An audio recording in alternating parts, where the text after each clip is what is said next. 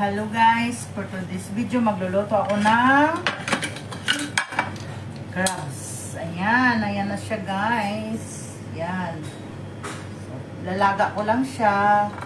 Tapos sasawsaw ko sa suka. Ang mahirap nito ay hindi siya magkasya. Ayun, tingnan mo guys. Ganyan lang siya. Tapos tatakpan natin. Saka yan ang ating ulam ngayon. Gagawa ko ng sausawan, lemon, at saka meron akong vinegar. Ayan. So, ito. May higit-higit dalawang taon na to. Ayan.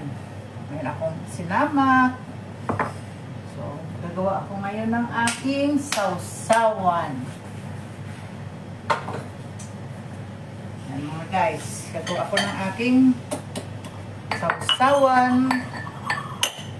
So guys, matulog na kayo. Good night na sa Pilipinas. At see you tomorrow. Thank you for watching.